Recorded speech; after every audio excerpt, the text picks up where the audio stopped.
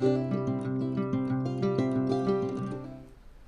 and welcome to Camille's Country Corner. I am Camille, and on today's episode we will be making scalloped potatoes with ground sausage and ground beef. Let me show you how to put that together. It's a nice casserole, and if you haven't yet hit that subscribe button, definitely hit the like button. Let me show you what you need for this recipe. I am so glad you stopped by here today. All right, there's quite a few ingredients for this particular recipe. We are going to make some scalloped potatoes, so of course we need some potatoes. Russets would be better, but this is what I have today. I'm going to probably use about half a pound of the ground beef and the ground sausage. Not sure yet, it just depends on how much meat I need. We're going to use some sour cream. We have some onion, some garlic, some cheddar cheese, mushrooms, Parmesan cheese, half and half, seasoned salt, garlic powder, and a couple of cream soups. Today I'm using cream of chicken and cream of mushroom. All right, let's go ahead and put this together, shall we? All right, for the slicing of our potatoes, I am going to show you a really quick and easy way to do this if you have a food processor. So we're just going to put it on the slicing attachment. And I'm not even going to peel these potatoes. These are new potatoes that I got at the farmer's market, and the skins are really tender. So I'm just going to go ahead and we're going to slice these up. If you don't have a food processor, you can use the shredding, not shredding, like a cheese shredder, but use the slicing portion of that. All right, so I'm going to load up a few and just show you, because this is going to be really loud.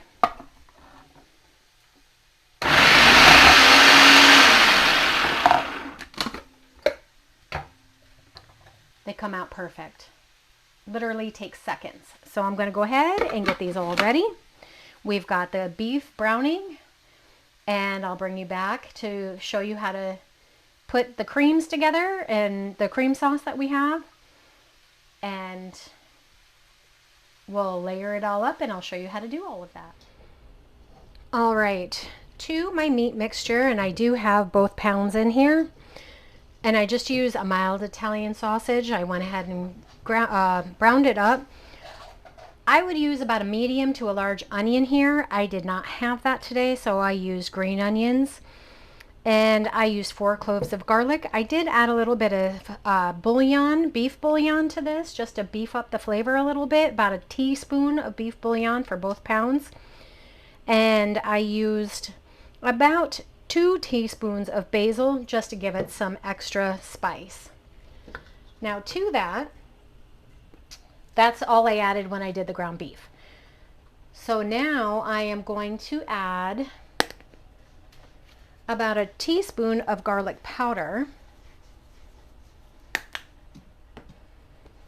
and I have some seasoning salt, and I'm going to add about, let me see, about a teaspoon of seasoning salt as well.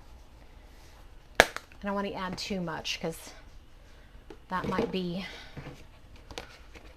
a little bit too salty. All right, we're going to add a half a cup of sour cream.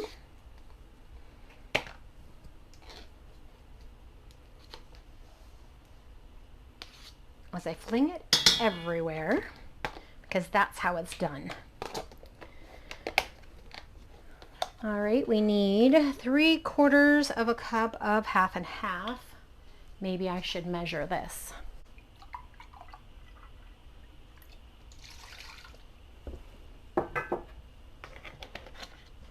You can also use heavy cream here. I did not have heavy cream, so we are using half and half.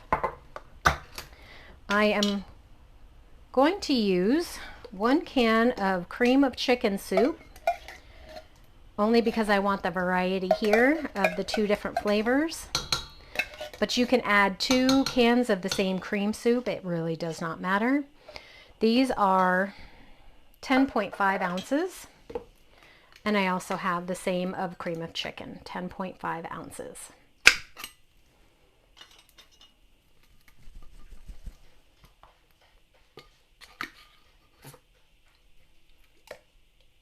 delicious.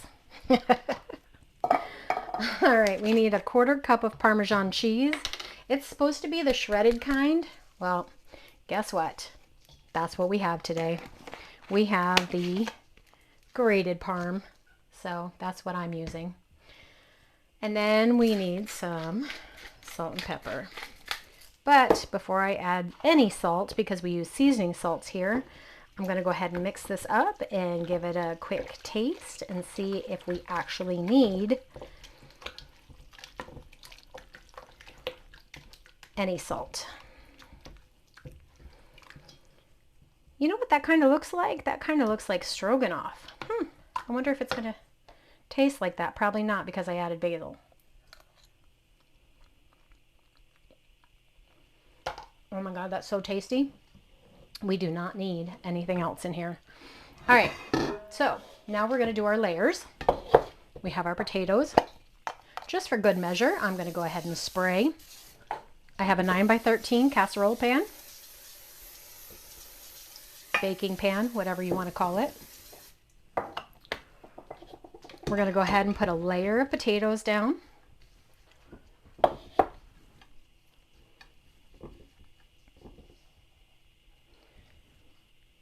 All right, I think I need a better spoon, like more of a ladle.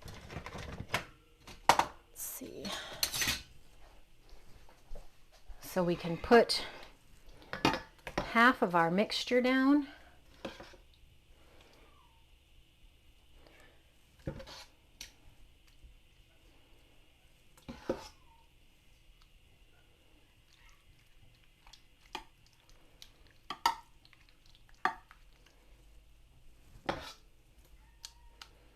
Yeah, I don't know what I was thinking, that I wasn't going to use both of these.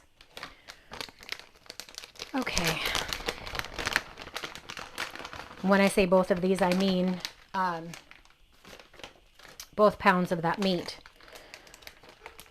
All right, we're going to put a layer of cheese down.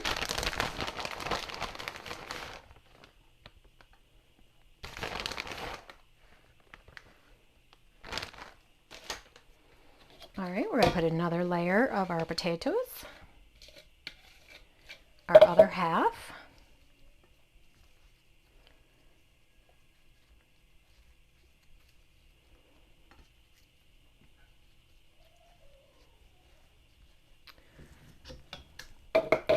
And we're going to put the other half of our cream mixture on.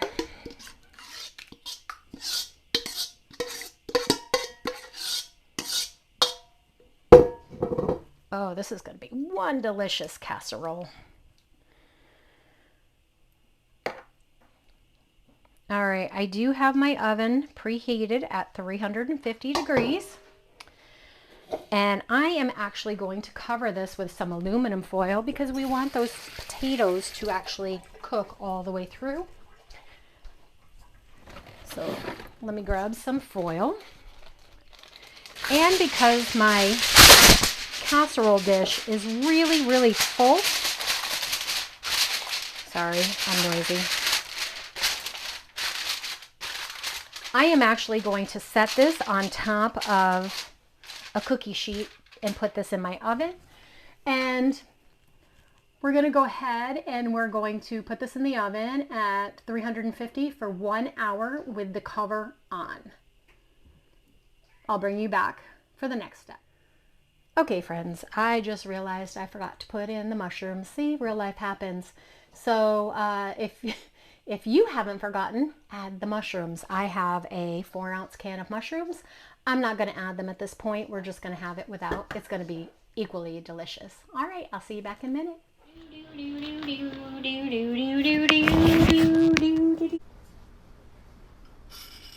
All right, let's give this a try, shall we?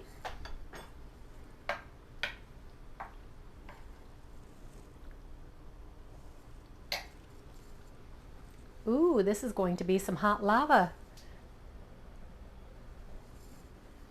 Looks delicious.